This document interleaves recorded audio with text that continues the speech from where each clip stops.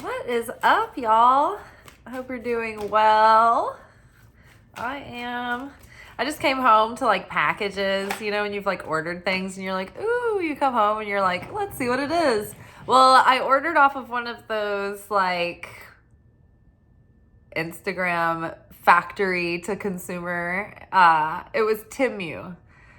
I have mixed reviews about that one. I'm obsessed with cider. Like, I can't say enough good things about cider, but I was like lucky enough to get through that spin the wheel thing. And I got one of those like 90% off coupons and I was like, yes. And it was this pair of shoes that I wanted to manifest. And they had this one pair of shoes.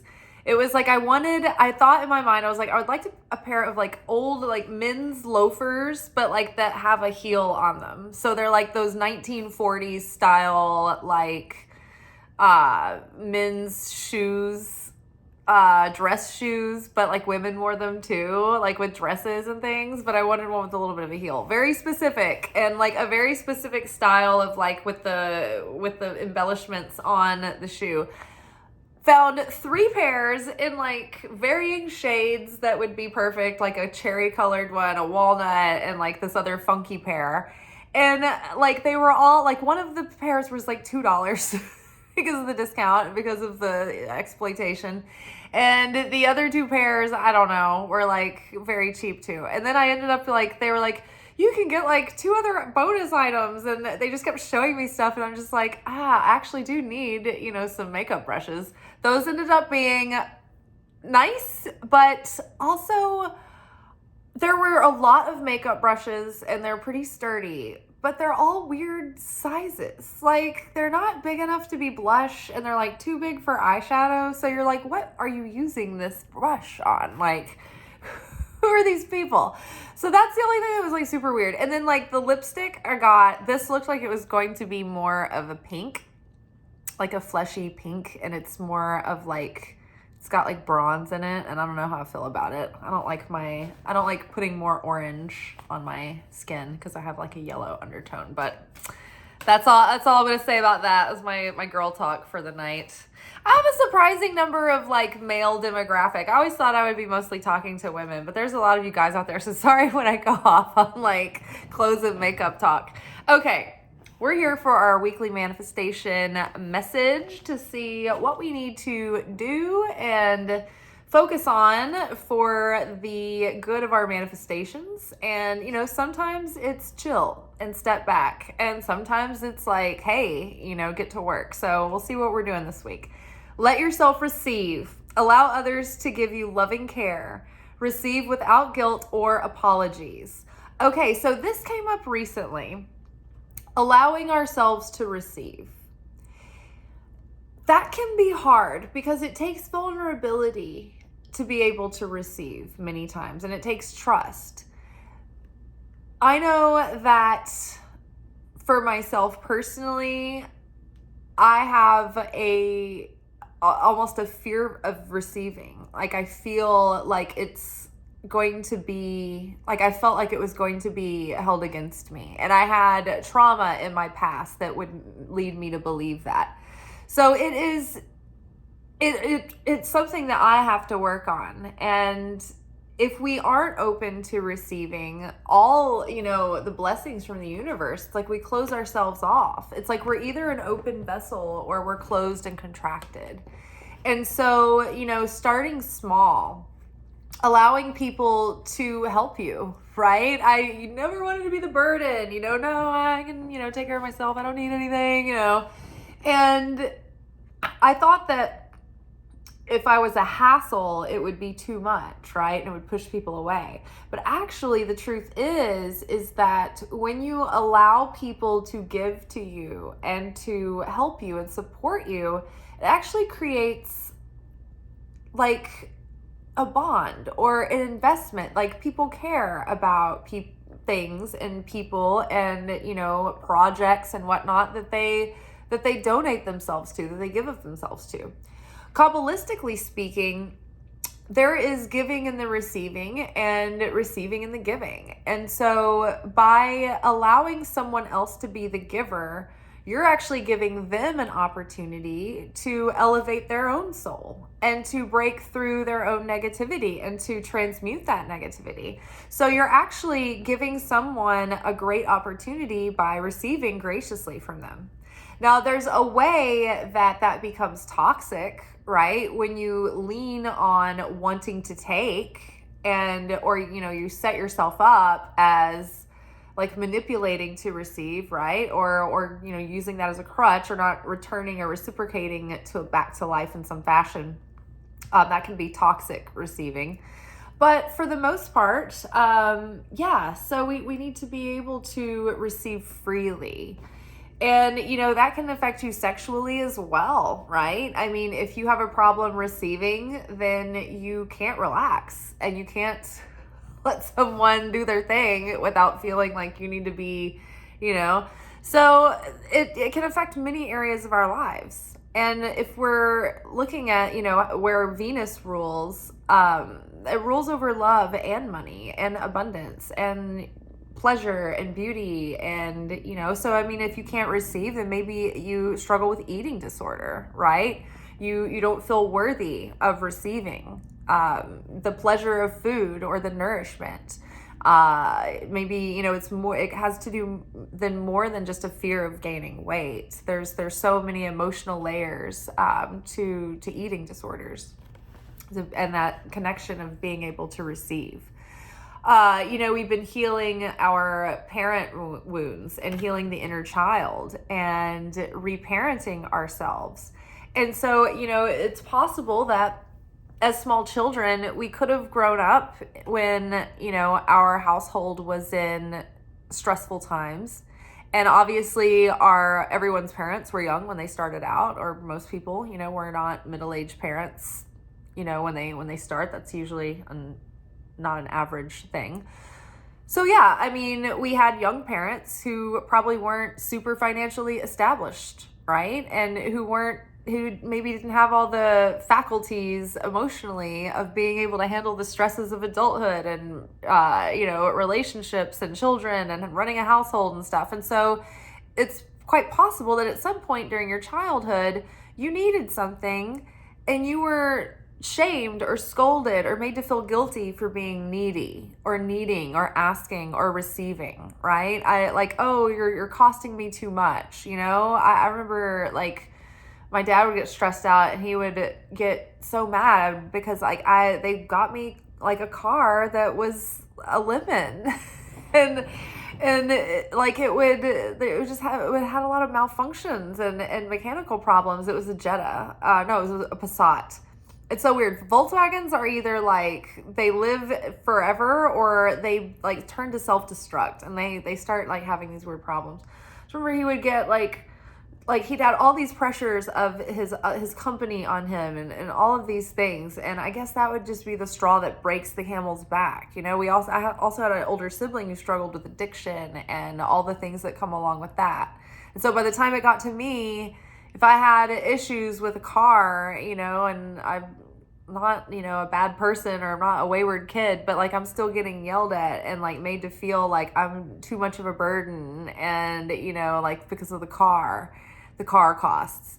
And, my dad was just not conscious. He didn't think about how it would affect me and how it would affect my fears and ability to receive, So I'm bringing this up to give you an example that might jolt something in your memory. Do you have anything from the past that you've sort of just oh, well, that was that, and you just sort of let it go, but maybe that is echoing in the subconscious and making you have this subconscious resistance to receiving. Maybe, you had a past of people making you feel like there were strings attached, right? Parents can be like that too. I paid for you to go to college. You majored in this, you were going to go to medical school and now you're changing your mind. You're changing your major again. It's they can be oh, well, I, paid for all of this. So you owe, you need to do this. You need to behave in a way that makes me comfortable. It's in my comfort zone, right? And so you might be fearful. You may not trust when people give you things because you may be fearful that they're going to have, there's going to be a string attached or a condition, attached to it.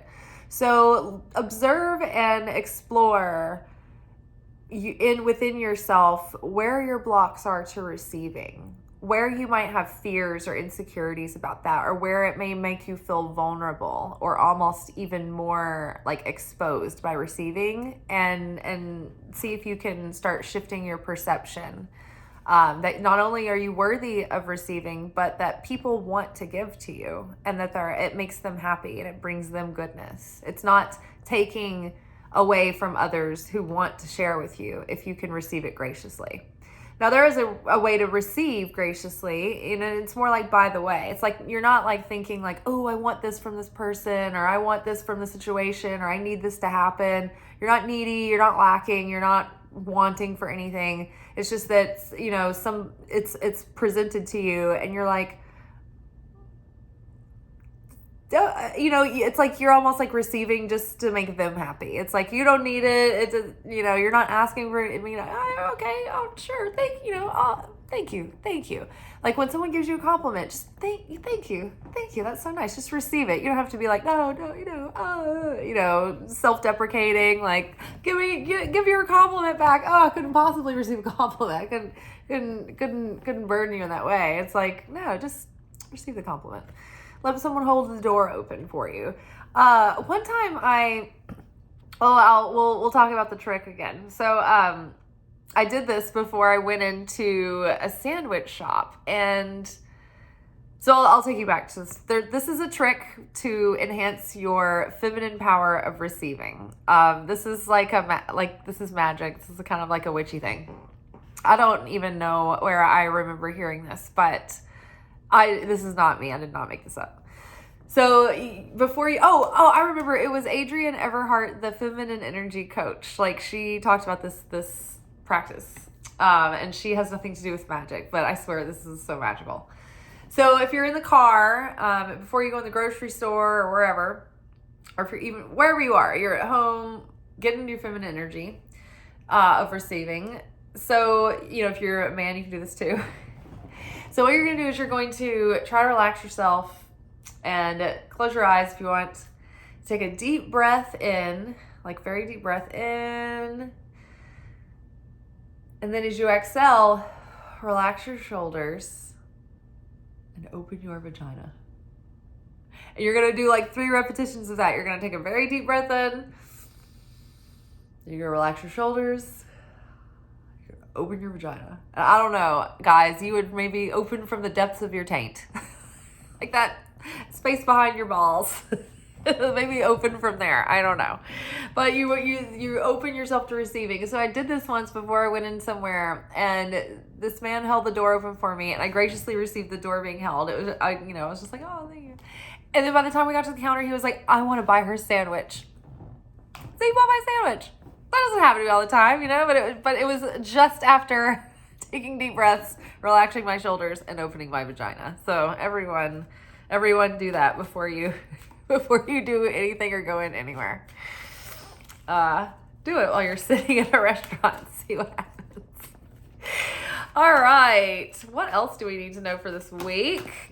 Let's see. Oh my gosh, a new dawn. This is my favorite card. The worst is now behind you, and positive new experiences are on the horizon. I love this card. It's easy to blow off a message like this and be like, oh, pish posh. Huh, yeah, right. Like new things are starting. It's just some nice card with a cute little picture on it. But it's not. This card, okay, so I had this thing happen a few years ago. It was 2021. No, it was right before the pandemic. So it was 2019. I was working on a television show, and it was a scripted show, and it was the most life-draining 7 months of my life. It was at least 13-hour days every day on set at the studio, and then there was drive time. And this was like 45 minutes away from my house. And then, so plus the time of like taking a shower, getting ready, making coffee, and like getting home, and you're just like, okay, I'm going to take a shower really quick, eat something, go to bed, do it all again. So almost at the end of the wrap of this show, I I was working in the production office on that show, and I had a horrible migraine. Like on the way to work one day, it was like there was 2 or 3 weeks of like night shoots, and we were into like the end of it, into the stretch. I was on the way into work, and I was so dehydrated and so tired. And I remember having to pull off the interstate because I thought I was having a stroke. And I was going to pull into the hospital, but the light was red and I couldn't turn left. And so I took a right and I pulled into the gas station thinking maybe if I fell out of my car, somebody could find me and take me to the hospital. So I pull into the gas station and I projectile like liquid throw up everywhere. And like, and I get my shit together for a minute, and I realize that I'm not gonna die, and I'm not having a stroke, that I'm having one of the worst crazy migraines that have ever come on in my life. So I call out of work that day, and I had to arrange, it was me that was in charge of like ordering catering for the whole office every day for like lunch the following day. So I had to like make sure everything was taken care of, and I couldn't be like out of work for several days, like I was needed.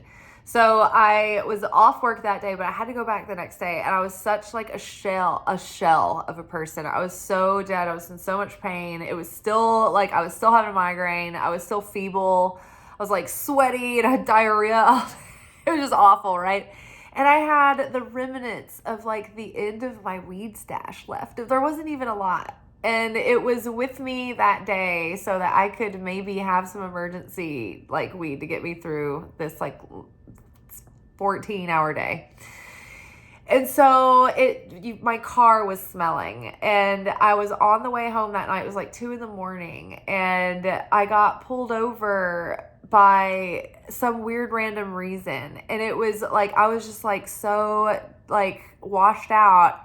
And the day before, or a couple of days before, I had gone that same entrance ramp. It was dark, it was misty, it was cloudy. And I looked and I checked my mirrors and everything, and still like almost got taken out by a tractor trailer truck when I was like getting into the freeway.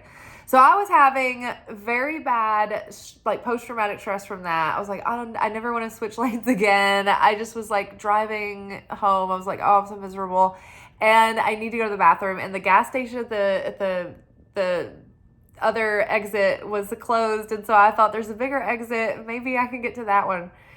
So I'm just thinking about getting to that one, and these cops had pulled over someone, but there was this extra like emergency pullover lane, and so I didn't do the usual move over because there was a whole nother lane worth of space on the pull-off area. I got pulled over for not moving over, and then I didn't realize they were coming after me because I didn't think I'd done anything wrong. So I just thought this like cop was like going from a distance, and like they were gonna pass me, and they were like had something else, like another call that they were answering. So I didn't realize that I'm like, going down the freeway in a high-speed chase and I am the criminal, and I'm like, oh my god, they're pulling me over. So I had to pull over, and like I'm all out of it. I've got the migraine. I get the migraines where you are like partially blind, and you've got the weird like acid trip stuff going on that you're seeing, also these auras, and my motor skills are weird, and I can't talk. Like I have a stutter, and I'm saying nonsense.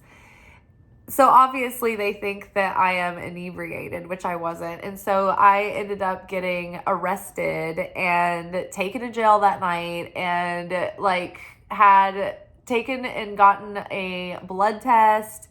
And of course they have found weed in my system, because if you smoke weed, you have weed in your system at all times. It's just a thing.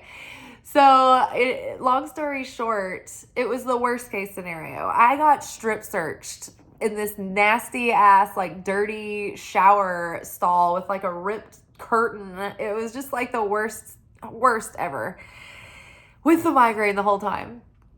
And I had to wait a year for my court date because of COVID. And the whole time they had thrown like 5 charges against me. It was insane. And I was like, oh my God, like what if I have to go to jail? Like I had a prior on the way to Bonnaroo one year. I got busted with like weed in my car on the way to Bonnaroo. And I'm like, fuck, this isn't like my first time with like possession or whatever. I'm like, whoa, I'm so scared. I'm not meant for jail. And this card kept coming up.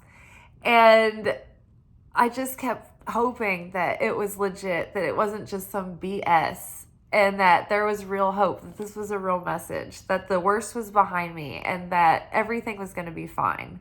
And I'm here to tell you that from all of those like government, like the stimulus checks, between stimulus checks and the unemployment bonus, I had not only the government paid their own court fees for my troubles, but it was more than enough to pay for my attorney. And then I had savings that put aside that I'd never had. So it was crazy. The whole thing, it turned out fine. I even had a good time at DUI school. We had a good time. But yeah, that really was, the worst was behind me. But it was so terrifying for a year thinking about that looming possibility of what if.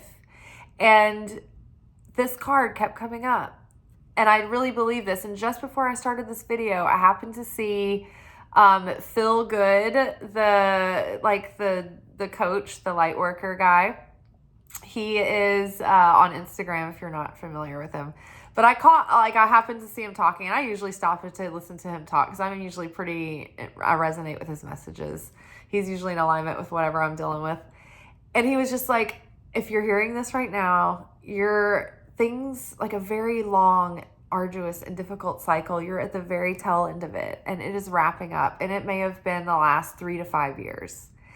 And he was like, this has been a building year. You have been building something and working on yourself. And I'm like, yes, this is confirmation. But between the two of these messages, I think you guys, things are finally going to start feeling different. I think that it's finally going to feel like the needle's pushing forward after so much change over the last few years, so much upheaval, so much loss, but also rebirth and so many changes, so much transformation, so much death and rebirth and ego death after ego death after ego death, blood, sweat, and tears, plasma donations twice a week for a month for an $800 bonus, life force drained of me. I don't know if you guys remember recently when I probably looked like a corpse twice a week.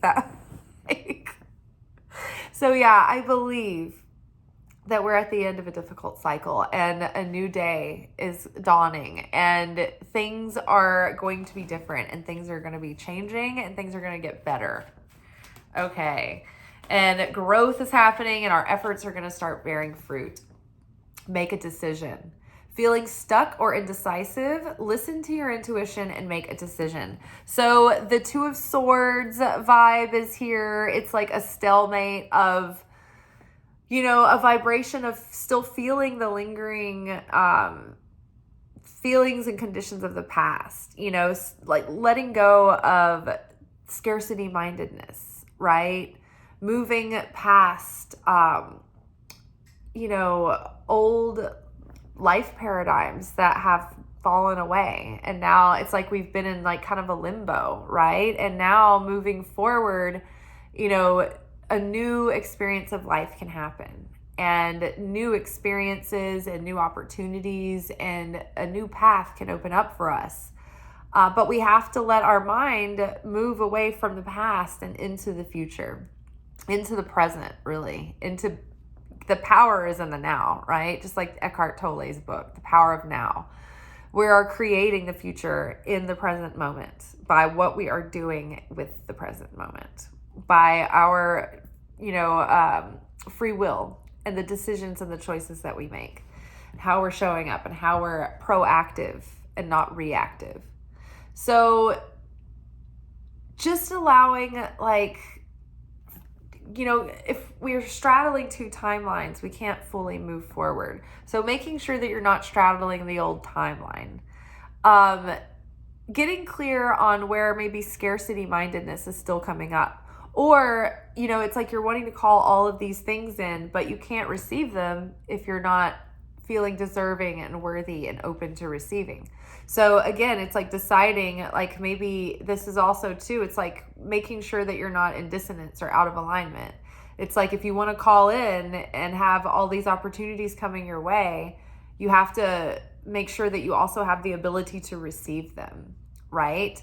If you buy a new wardrobe, do you have anywhere to hang up your clothes? It's a good metaphor, right? You've got to get rid of those old clothes so you have space for your new, wardrobe.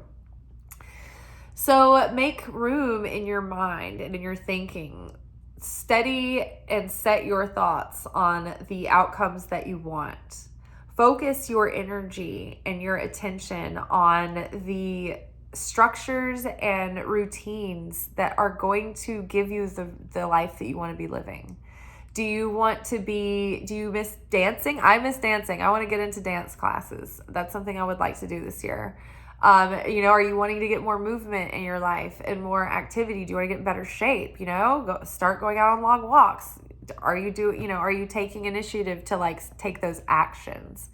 If you are, wanting to feel better generally, and you're like, I need to drink more water. I need to eat better, and I need to go to bed at a better time. It's like making up your mind to really do actually follow through with those things instead of just being on the fence about it, or feeling ooh, I should do this, but I'm not. And I feel like, you feel like you're letting yourself down because, you'd feel better if you did. So it's making up your mind about things and just making it a decision to get disciplined and get with it.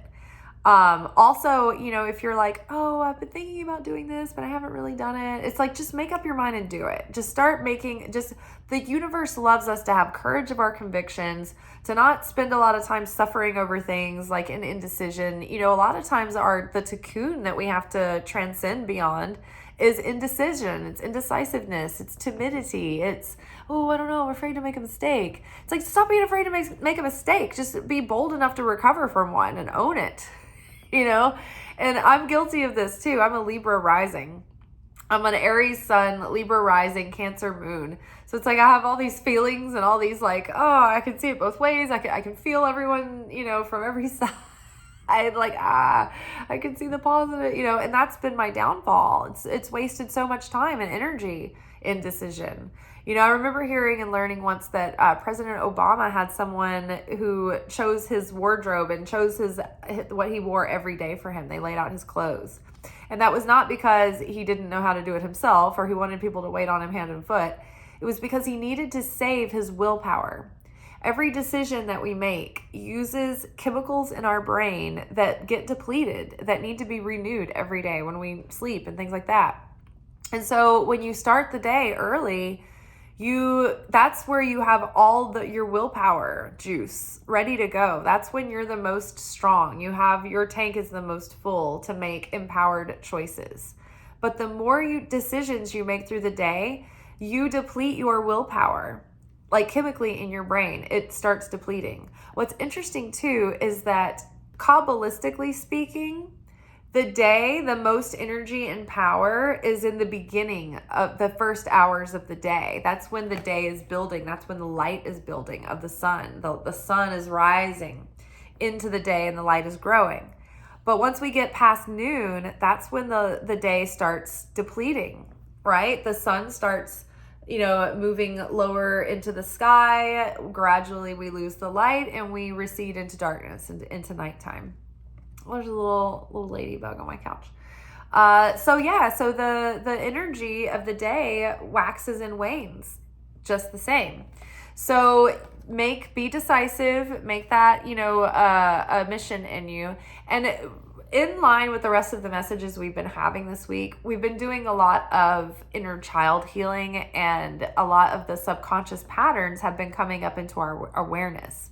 The unconscious motivators that have been driving us and pushing us and steering us to make decisions in one way or the other. So those things have been more prominent and brought up into our awareness. So that's also clearing up a lot of energy and space for us. It's oh my gosh, so I've been battling against my subconscious, which has been working against me, and now it's finally coming up into my awareness where I can reprogram that, which I started to talk about that in last night's video, and I think I got sidetracked. But what I was getting at was that to be magnetic work is literally centered and geared around rewriting your nervous system, healing your nervous system, and reprogramming your subconscious in order to align you with your goals and help you manifest.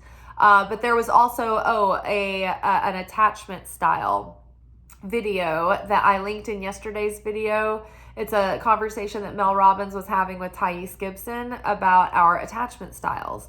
And it affects not only how we show up in relationships and the kind of relationships we attract, but also the way we show up for ourselves in our life, and how we behave and how we, experience life, and, the kind of relationships we have to work and money and our health routines and things like that.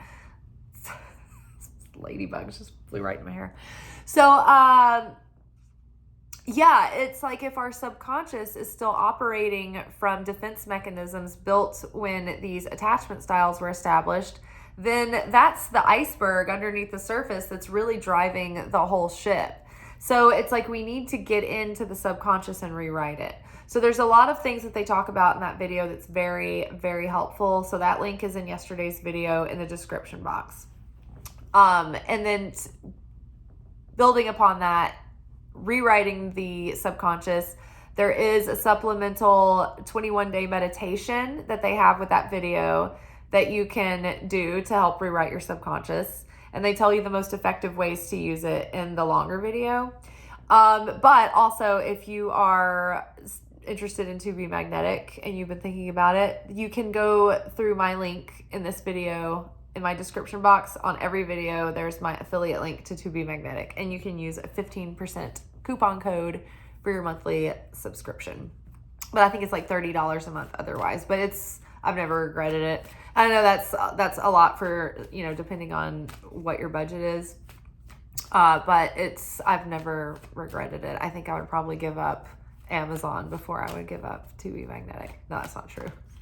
I just figure out a way to come up with another $30, or stop spending it somewhere else. But yeah, it's definitely very effective. I did a deep imagining before work today, and I had so many realizations coming up from early childhood experiences, and they connected to so many things that are happening in my present. So much cathartic crying happened, and then there was literally twitching and sharp nerves going off in my leg, that it was pulsing. It was I could feel the block coming out. It was crazy. But yeah, so that's in the link below. All right, last card. Accept heaven's help. So open yourself up to receiving and accept heaven's help. Heaven is trying to help you. You've prayed for help, so get out of the way and let heaven help you. Make your prayers known to heaven. I've used this as a practice. I've stepped up my prayer practice in the last year to having 3 times a day, and certain times a day I'm make that my mission to verbalize my prayers out loud. And when you ask for help from the Creator and from Source and from your angels, you will get it, especially when you establish that connection on a daily basis, multiple times a day. You can't be in a more powerful, protected, and favored state than when you're connecting with the Creator. So part 1, pray, ask for the help. But when it comes, don't be so controlling and closed off to the communication coming through from spirit. Little signs, synchronicities, little winks. You might literally have resources and help and people giving you suggestions or advice, or maybe just the right coach pops up on a commercial and they're sign up for my email list, and you'll get this 3 video series on whatever, and you might stumble upon the perfect niche mentor for just the thing. Sometimes the big coaches that are super famous are very generalized, and so they're great to have as part of your repertoire. I love having a bunch of coaches, but sometimes you need people who are really niched in, and they are they have specific expertise in healing certain things, or they're really great at manifesting, or teaching you professional skills in whatever area. So don't be closed off to maybe a commercial or a coach or something that you may not be familiar with, but who catches your eye or your ear, and you're like, huh, maybe that could be a way.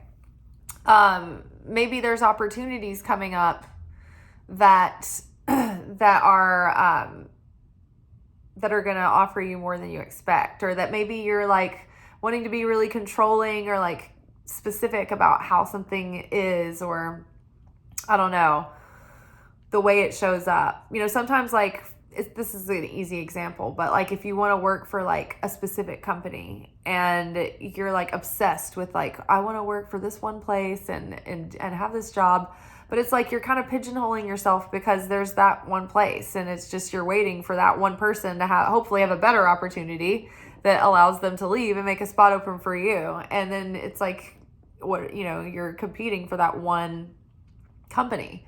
Whereas if you think about the essence of what that company offers that you find so appealing, that might be true elsewhere. Or the fact that you may have thought about this company so much that you didn't really think about the realistic essence of what it would be like to work there. And so you end up, getting this job and it's actually crappy and you hate it, but like somewhere else that you didn't think about has like a great work environment and great benefits and like a great, office culture and, better teammates that you like better. And you have actually a more fun aligned job and the parts of the other one at that other place that you didn't like don't exist in this position. So, it's like sometimes we micromanage the universe and we're not open to other possibilities because we get so obsessed by this like specific thing that we want. So accept heaven's help. You've prayed for help, so get out of the way and let heaven help you. One more true anecdote that might be a good example of getting out of the way and letting heaven help you. You know how I've been telling the story about how I've been trying to manifest the $1,000 tip? And remember how I told you guys that twice in 1 week, the girls in sections next to me randomly manifested $1,000 tips, and they were like, "Oh my God, I can't believe this happened! Like, how did I get this tip?" And I'm thinking like, it was because of me. I've been manifesting this tip, but the universe is teasing me because I like popped off about something earlier when I knew I had a moment where I was like, I should just not say this. That $1,000 tip, just don't say this. And I couldn't help myself. I just did it. And then freaking hours later, there's that tip right next to me to that person, right? So this happened twice in 1 week. So I've been telling this story on this channel and using it as an example. Well, about a week ago, you know how like you'll get messages on Instagram and they won't be in your main mailbox, and so they'll just be piling up in these other folders, and life is like, we're in the tribulation. Sometimes things go unnoticed and you're just like, either that or you just don't have time. So it was just a day where I had a second, and I was like, here, let me look at that box. It was like a thing to do. I needed to like check my messages. And I got in the box, the weird like hidden inbox, and this dude was like a real person and a mutual friend of people that I worked with. And I think I might have worked with him a long time ago at an old restaurant that I used to work at. It was either from him or he'd been hacked. And the message was that like, he said, "What's your Venmo or Cash App or PayPal? I want to send you $1,000. I'm going to do this for 3 people. I just want to be a blessing to you." And I was like, is this real? I was like, is this a hack? Like, this feels fake. It feels like he's been hacked and this is some kind of scam.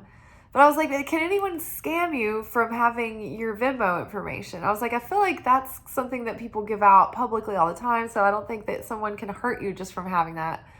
And I was like, oh, I feel silly. I was like, maybe I'm having too little faith. Maybe I'm doubting this. Maybe this is, because at first I didn't think about it being the $1,000. I was just like, oh, it's real. And then I was like, later, I was like, oh, fuck. Like, maybe this is that. I'm like, does he know about that? Or is this just like random? So I felt dumb being so naive, like so gullible to be like, yeah, here it is. And it had been a few days, so I didn't know if it was like still like a thing. And so I didn't tell him, I didn't see the message. I just like hit him up on Facebook. And I was like, hey, I think your account may have gotten hacked on Instagram.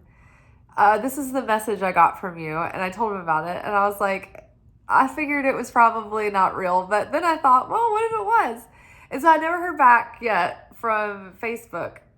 And I'm like, is this real? Like, this is such a tease. Like, is this heaven helping me? And I just pushed it away because I couldn't just receive. I was like too doubtful. I was too fearful. I was like, oh, someone's going to scam me. I'm not safe, not secure to receive this.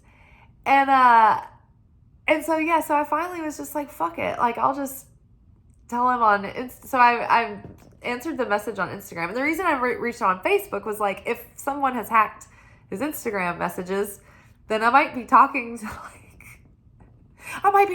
the killer, right? So I didn't want to like tell him there, like, hey, I think this is a mistake. And I'm like, no, I'm a con artist. They're like, no. So I was like, hey, I didn't know if this was real or if you'd been hacked or what, but there is like a link to my PayPal in my link tree. People do donate to my channel every once in a while. And I just left it at that. So y'all, I don't know. I don't know the end of this story. I don't know if this is real or not. Like, I know people have been scammed and they've been like, hey, I want to put this money in your account, but first I need this or whatever. Like, I know better than to do that. But like, I just hate this lipstick. I don't like it. It looks weird. I feel like it's like getting all like mulchy feeling, like the texture.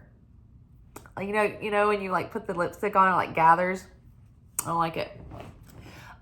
So yeah, I don't know. Who knows? But when I get this $1,000, y'all, I'm gonna tell you about it, and you'll know it was a miracle. All right, y'all, be good, but not too good. Ciao.